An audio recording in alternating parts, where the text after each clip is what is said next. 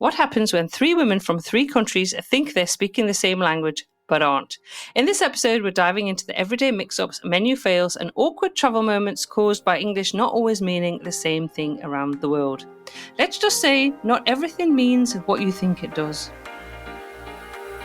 Hi, and welcome to the Global Travel Planning Podcast. I'm your host, Tracy Collins, who, with my expert guests, will take you on a weekly journey to destinations around the globe, providing travel inspiration, itinerary ideas, practical tips, and more to help you plan your next travel adventure.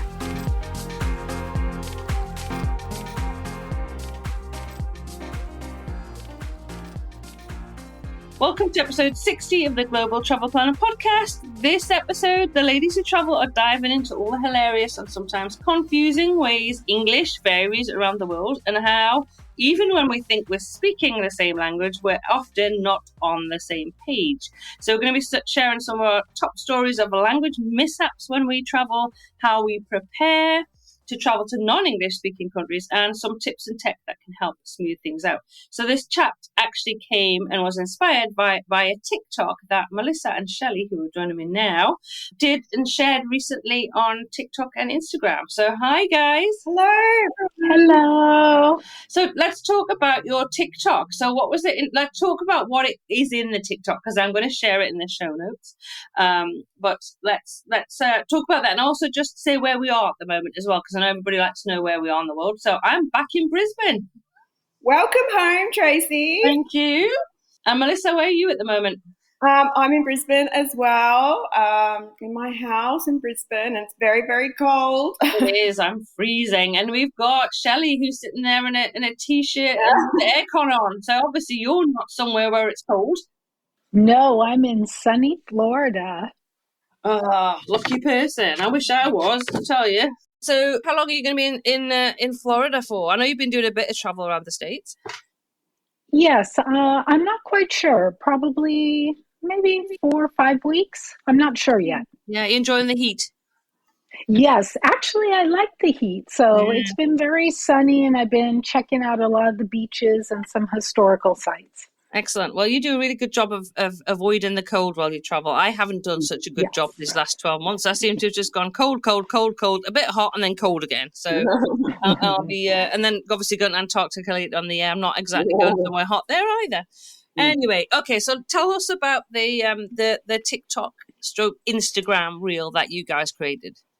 So I was in Australia, spent several weeks in Australia.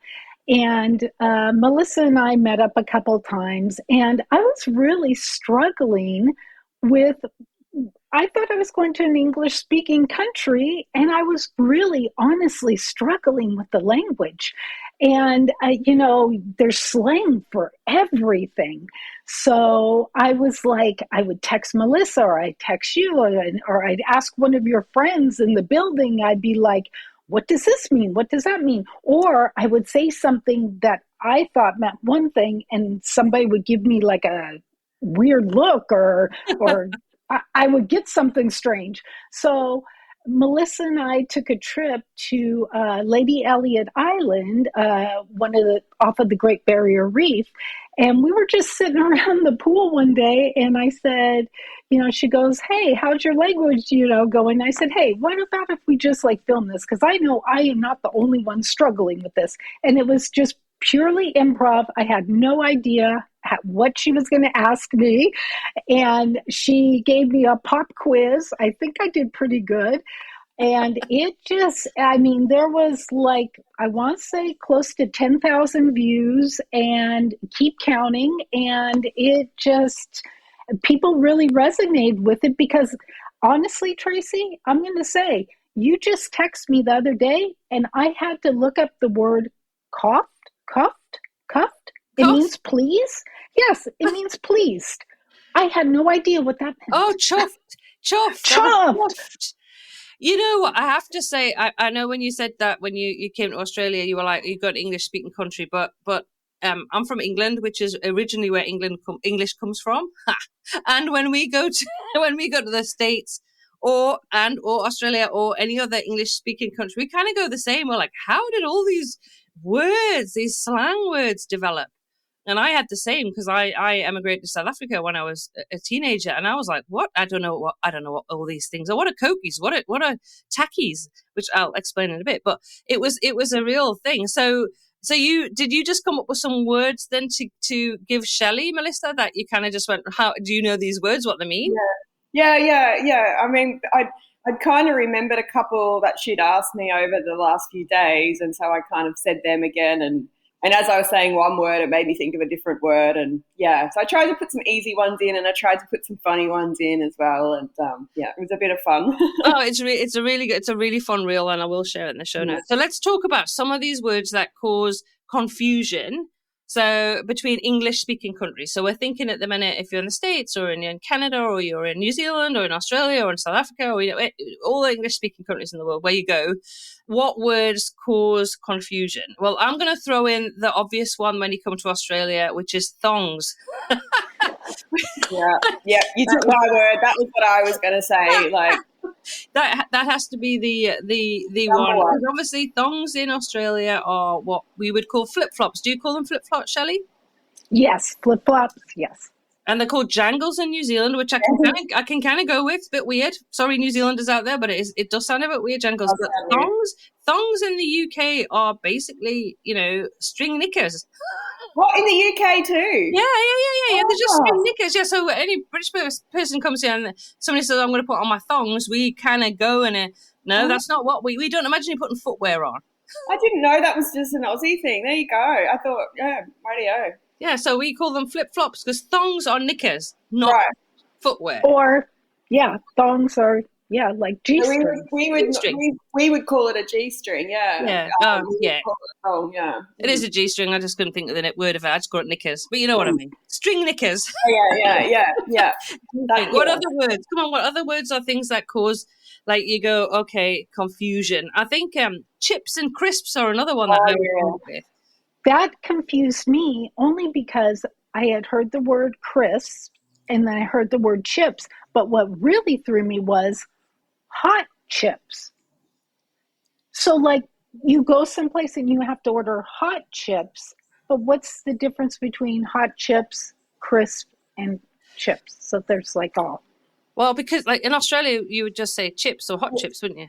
It would chips. Yeah, they're all chips. Yeah, in the UK, crisps are the crisps in a packet, and then it would be fries, which you will hear more. You'll definitely hear fries, but chips, hot chips, as opposed to, and I think it's more in Australia because in the UK you'd say crisps or you'd say chips or fries, but in Australia I think the differentiation you kind of need it. They're all chips. Yes. Yeah. See, in the US you would say French fries or you would say potato chips, or just chips. Yeah. I do think it's funny when you're like, in the UK and, you'll get crisps. Like if you'll get crisps like with a sandwich or something. And I'm like, what? Like that's just weird with me. That's just weird. Like, I don't know. Yeah, no, I always find that a bit strange when you're expecting to get chips and they put crisps on the plate. And I've had that. I'm trying to think where else I've had that. Not just in the UK. And I'm like, okay, I was expecting it to be chips. In the US, sometimes you'll get that. Really? Yeah. Oh, that's really weird. And it's like sometimes if it specifies on the menu just chips, you're not sure, is that hot chips or is that going to be like crisps? So that's always that's an interesting one.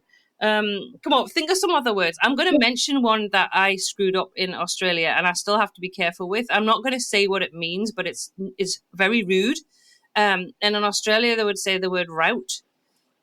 Which is not what we'd say in the UK. We would say, which route are you going to take? Well, that isn't a word that you would use in Australia because it's quite rude. And I didn't know that to start with. So that's kind of my one where I went, okay, right, I won't use that word. It's route. I was wondering why everybody in Australia was going the route. And I was like, okay. But anyway. We would still say route, Okay. but it could mean which way are you going, or it could mean something else. Something I've heard route said in Australia as well, though. Yeah, maybe, but which route would you go? Yeah. Okay. I think I got in trouble over that one. Oh, really? While I was there, yes. On the same line. I was going to say, on that same line, another word that's kind of interesting that when I hear Americans say it, I'm like, ooh, and that's fanny. Yes. Yeah. Yes. That you would not say that in England or in Australia because it has a completely different meaning. And I've said that to quite a few of my North American friends. Like if you say fanny pack, it's like we just kind of go, wouldn't say it. I know, because that's more like very private areas, right? Yes. So Yes. you Yes. wouldn't use it, and it's like, and yeah. So it's not a word that we would never use that word. It's like one of those like kind of original rudes that you just, not rude word, but just a word that you wouldn't use in conversation. No. But you guys call it a bum pack. Yeah. Yeah, bum bag. Bum bag. Yeah. Bum bag. Yeah. Because bum's okay. Bum's okay. Not. Bum's not. And bearing in mind that like 150, 200 years ago, women got that as a name. I mean, like, well, even longer than that, there was a very famous chef in the UK called Fanny Craddock, which always poor lady. Yeah, so I mean, that's it. What about, can you think of any words, American words, that you kind of struggled with when you came over, or people, like, if you use them, they don't know what you're talking about?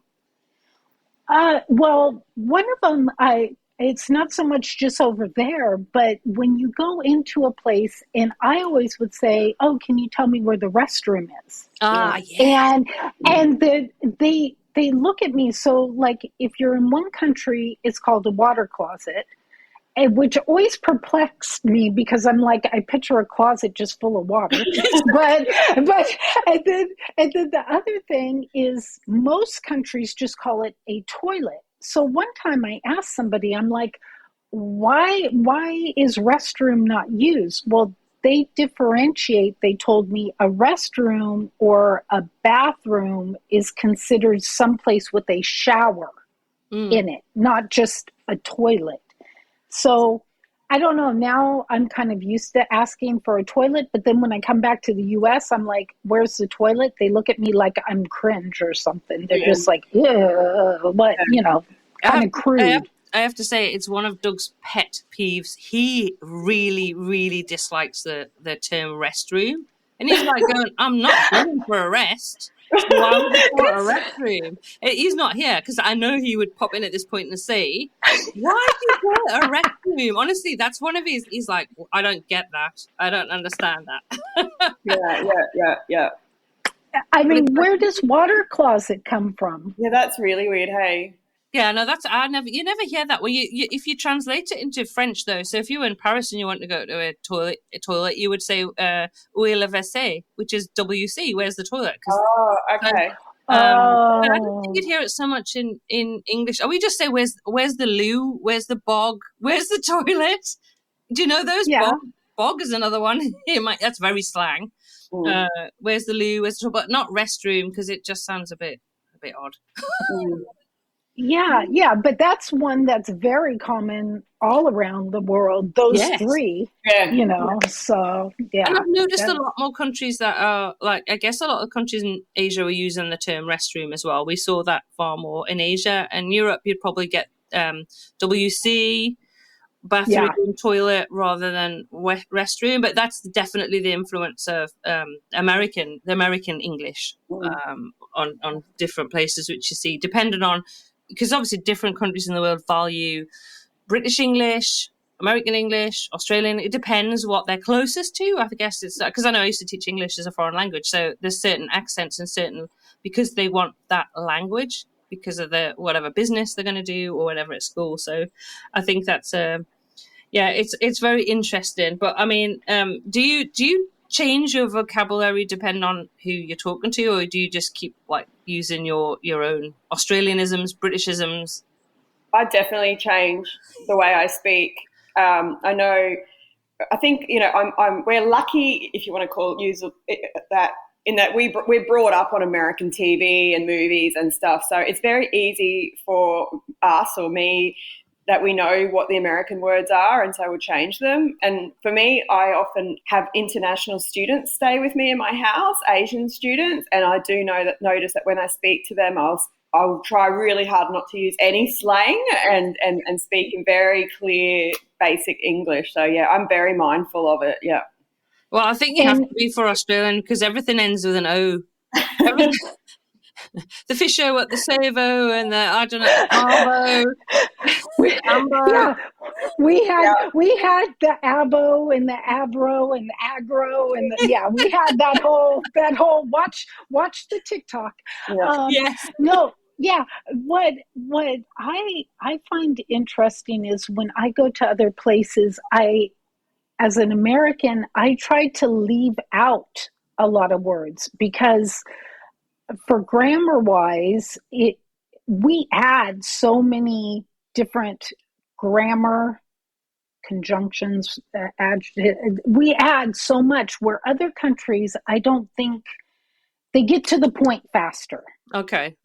And so when I go someplace, I just try to make my point, like, like tell me or explain. I just try to simplify it as quickly as I can with the fewest words possible.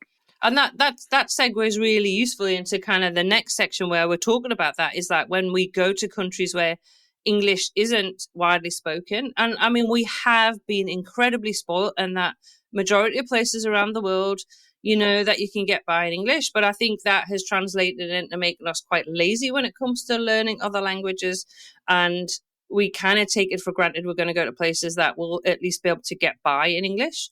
But how do you prepare and how do you deal with it? Like, so you say, Shelley, you try to simplify your English, because I think that's a good point as well. And, not using flowery language or any slang when we're in any country where people don't speak English. What do you do, Melissa, I know you particularly are very, very good at this.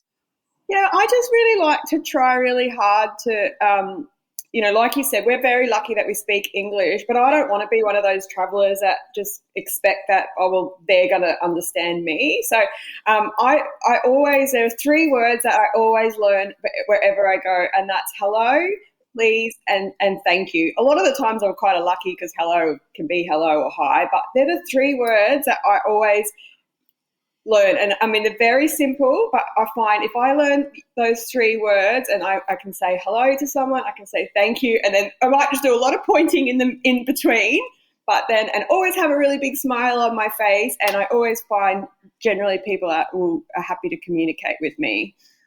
And what about, I know I've been with you to Thailand, and you were very good. And also very, I guess there's one tip that I'd say later is also like, even if you only use a few words, is to use them, because I think we get a bit shy and about like, what happens if I say it incorrectly or, and it's actually you just have to go for it. I think you just have to learn those phrases, and the response you get is always so warm and welcoming because you've made that. And I know when I was with you in Puglia last year, Shelley, you're Italian. I was like, wow, like you could communicate really well in Italian. So obviously you did Italian lessons? Yes, I was very fortunate that one of my dear friends, Fabiana, and I had another couple friends. I was very immersed with everyone, but Fabiana and a couple other friends actually gave me some book lessons. And then I did something that, I don't know, some travelers might want to try, is maybe a couple weeks before you leave, those important words like Melissa said, and then maybe a few more. I put sticky notes. I wrote them down and I put the word, it doesn't matter what language, I put the word and then the meaning underneath, and I put them on my bathroom mirror, I put them on the front door, I put them where I cook, I put them all over.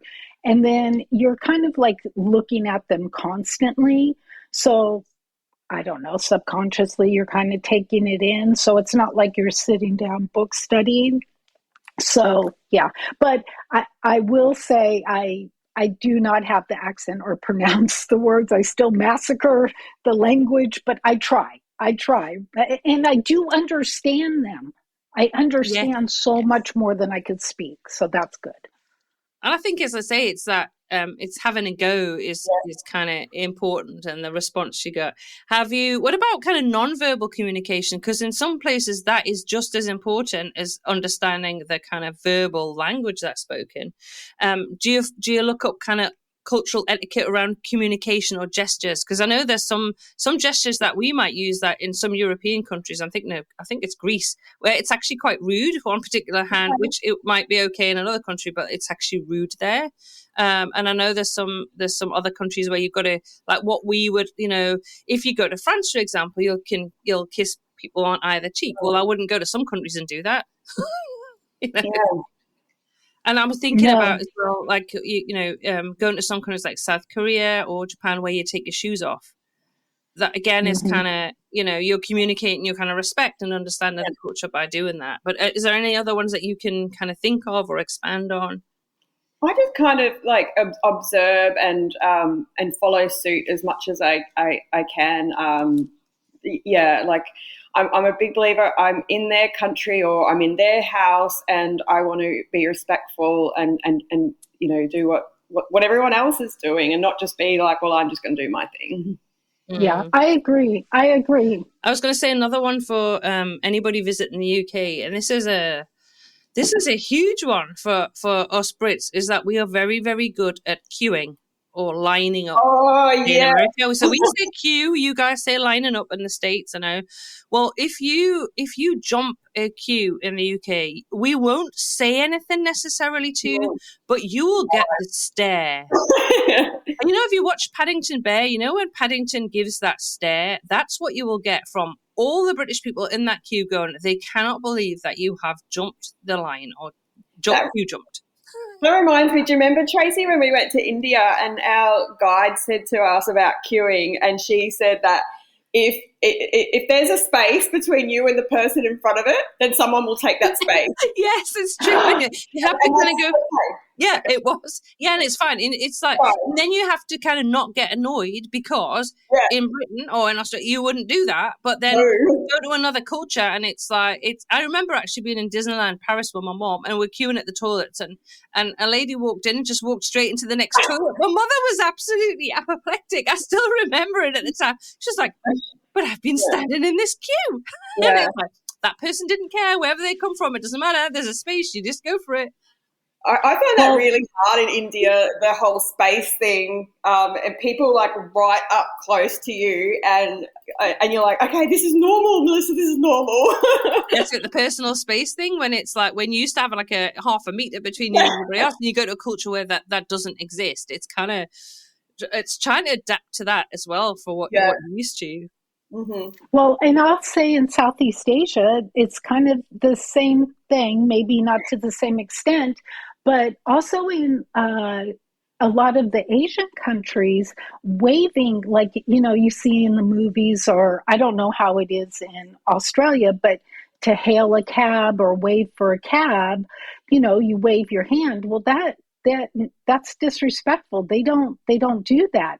They hold their hand down and they gesture down versus waving, because they find the palm of your hand up as like a disrespectful gesture. And same with queuing in South Korea, same with queuing in Thailand. And also on the trains. I don't remember on the UK. I believe it may be the same way, but eating or drinking in, Malaysia, other countries, they don't really eat and drink. They may bring food on there, but they don't eat or drink. And it's because of respect for the other person, because if they're hungry or they're thirsty, they don't want to eat or drink in front of them, out of respect. It's not so much, you can't. So it's things like that. No, it's really interesting to kind of think about those and be aware of them. And I get asked a lot on the UK travel planning site and everything about a lot from North Americans coming over to the UK, particularly what could they do not to stand out? And the first thing that I would say, and this is no disrespect for any North Americans listening, is that you tend to be able to hear a North American accent, a voice, before you see the person, because they tend to be a little bit loud. Now, I'm a pretty loud person, I will say this, so I'm loud, but North Americans have got a reputation, I shall say, people from the US particularly have a reputation for being quite loud. Yes. So I don't know, Shelley, as a US, as somebody from the US, how do you feel about that? Actually, I will agree. I will agree, and it really depends. I won't say everyone, but I will agree, and especially from certain states. Okay. Well, that's from interesting. from certain states. There's some southern states that are extremely loud. There's some eastern, northern states that are very loud. So yeah, I agree. I totally agree with that. And is that, I guess, when you're at home in the States and you're in that your particular states that you're from, and that's the kind of cultural norm that you're quite loud, exuberant, then that's just how you are. I think it's then reading the room, perhaps when you're on a tube train in London or somewhere else, that actually people don't necessarily, you'll see that people don't either talk, don't even talk, they won't make eye contact. So it's kind of then keeping your voice down. I know in Japan, even talking on the train is frowned upon. Yeah, and that's what I mean, where it goes state to state, because a lot of the states, not all of them, obviously, but a lot of the states don't have a lot of mass transportation. So we're kind of a car culture, similar to Australia or UK or whatever. But like if you go to New York or you go to many, Eastern country, states, or you go to the West Coast or, Middle America, some states have really good transportation. Chicago, they have great transportation. So they may have that, where they're a little bit quieter, they're a little bit, more respectful, they don't talk as loud. But then you may go to other places that there are car culture. And I think it comes from that, going out, socializing, kind of competition type, like you said, exuberance, So, I think it takes us back to kind of the thing that we all do and what we're conscious of doing is reading the room, is preparing before you go, and also when you're there is kind of checking out what are other people doing, because you don't want to stand out, you do want to fit in, nobody wants to go to a place and have everybody looking at them because they're doing the wrong thing. So it's about kind of looking around, following that, and being aware of your environment. And I think you do that if you're in a place where you are genuinely kind of wanting to learn about the culture and about the people. You make that effort, don't you? Because that's what you want to do. That's where you are. Now, what about tech when you travel? How do you? I was recently in Japan and in Cambodia and Vietnam, and I could not have done without Google Translate. It was my go-to. Yeah. So is that something that you guys use? Yeah, I do use Google Translate. I just think it's amazing. For people who don't know, like you can talk into it and then it will spit out in the language that you need it to. It's absolutely amazing. And I just want to give you an example how I've used it. Everyone who listening knows I've broken my foot a couple of times overseas. Last time I was by myself and I was in a taxi and trying to explain that I wanted to go to the hospital and I couldn't do it. And it was in Spain. He didn't speak English. I didn't speak any Spanish. So I used Google Translate and we were like back and forth. And it was amazing. And this taxi driver, so sweet. He actually went in and he told the hospital what was going on. So, but yeah, Google Translate for the win. And not only that, but you can also take photos on it and it will spit out a sign in your language or a menu or, Google Translate. It's so good. Yeah, I use it. I use it constantly. I like downloading the languages before I go to the country or while I'm in the country so I could use it offline in case I don't have internet.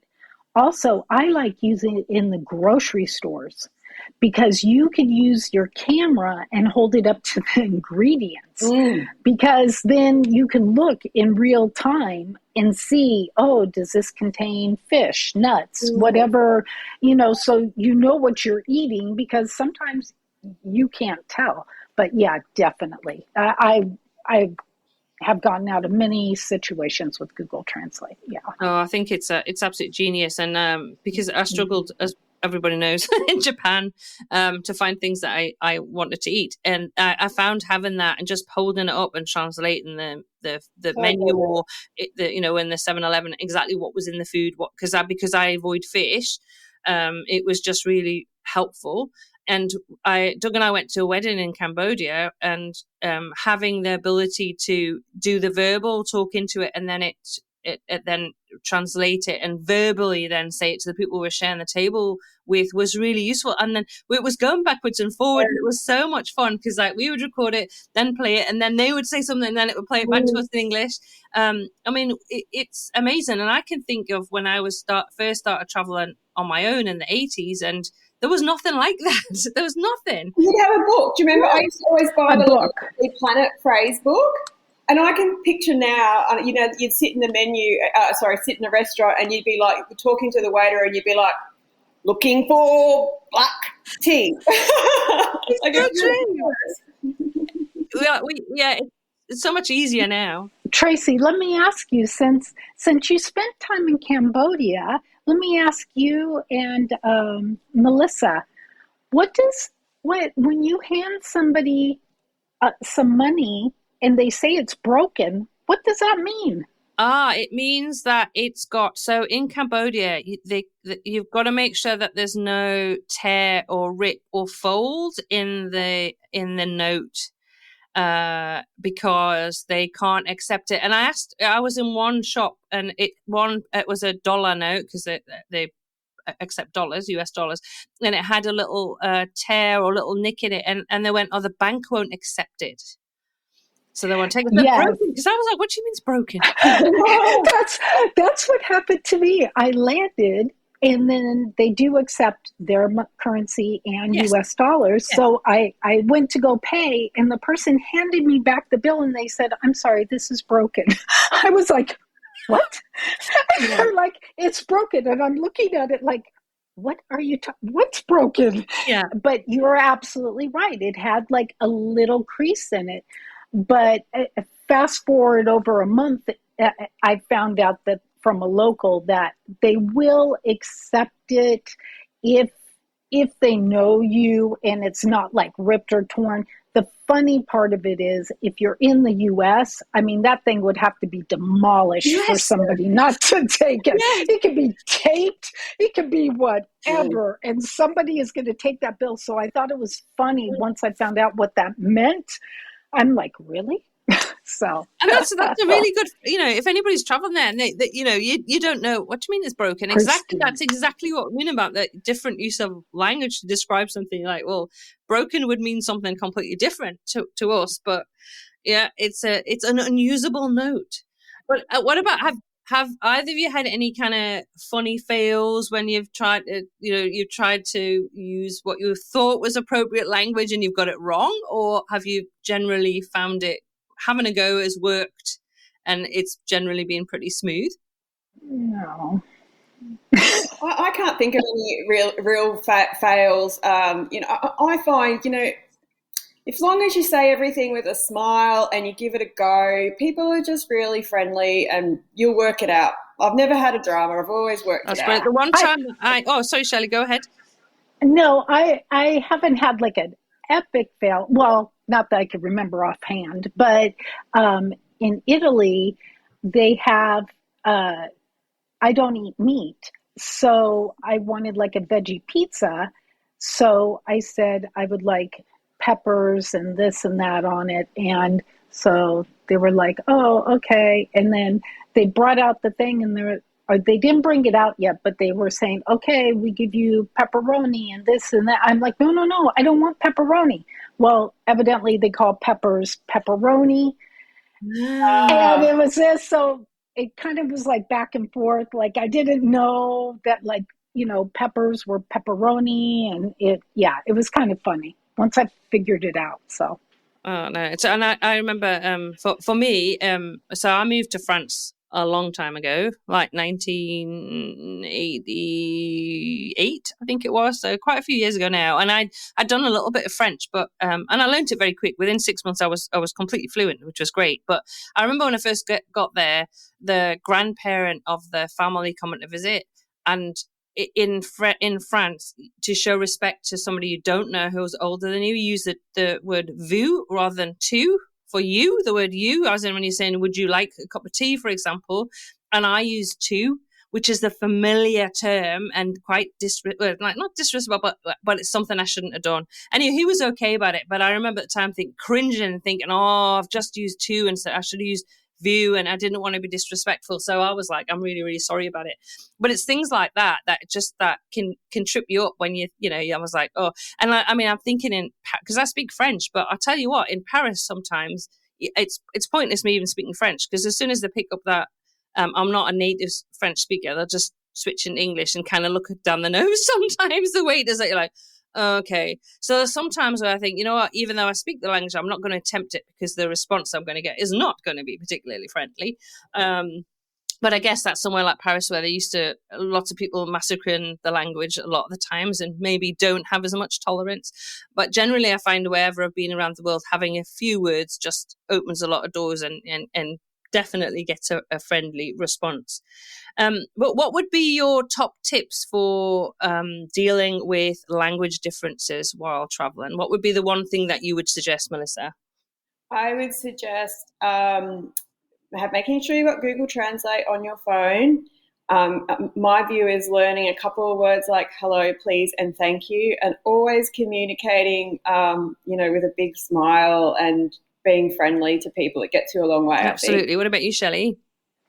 I agree with Melissa. I would just piggyback off of that as far as Google Translate. It's imperative that you download the language before, when you have Wi-Fi, because so many places have spotty Wi-Fi, and you don't want to get stuck in a taxi or a bus station or something and not have Google Translate.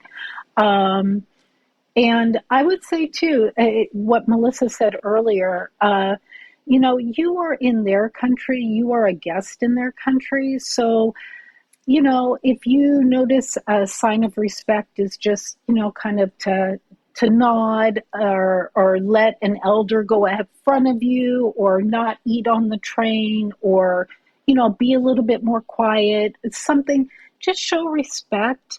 And the last thing I would say is speak slower. Speak slower and enunciate your words, because, like myself, I don't think I have an accent, but I do.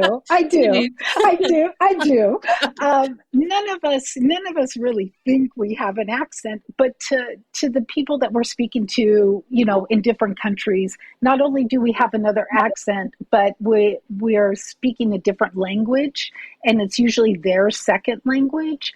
So I find people tell me that they could understand me better if I speak slower.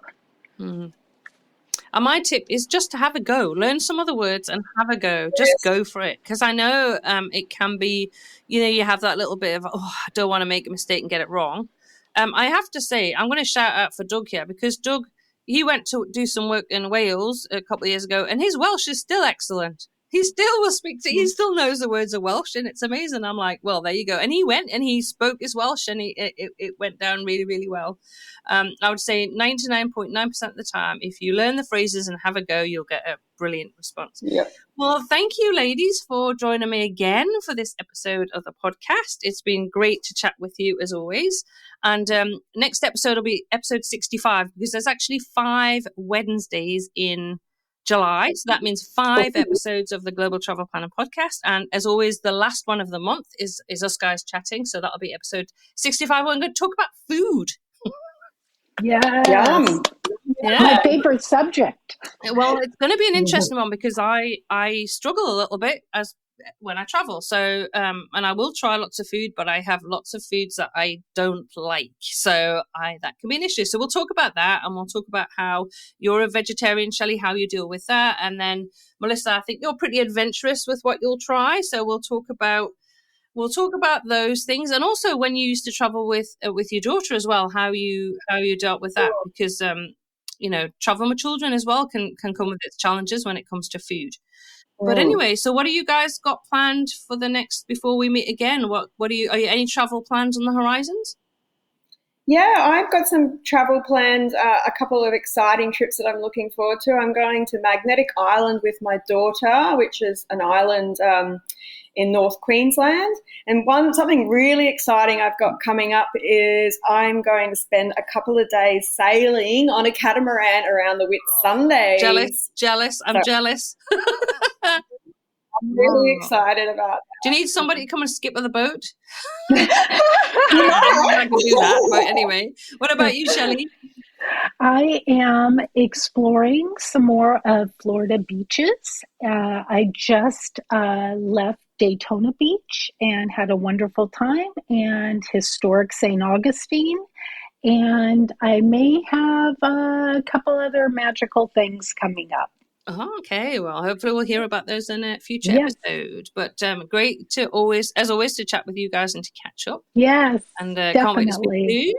And as always, you can find information about the apps and whatever places we talked about, and obviously also the reel with Shelley and Melissa in it. I'd go and check that out in the show notes, which are at globaltravelplanning.com/episode 60. But that leaves us to say until next week from all of us, happy global travel planning. Bye. Bye. Don't forget, guys, that you can also get in touch with myself, Melissa, and Shelley via SpeakPipe. The link is in the show notes for every episode. Get in touch. Tell us where you are going next on your travels, or if you've had some language fails or some packing fails, or you want to make some suggestions for future episodes. Get in touch. We'd love to hear from you. And before all you New Zealanders jump on the episode and get in touch via SpeakPipe and let me know, I do realise that I said jangles instead of jandals. So jandals are what New Zealanders call flip-flops. Yes, I did realise. But yeah, as I say, get in touch via SpeakPipe. We love to hear from you guys. Thank you for joining us on this episode of the Global Travel Planning Podcast.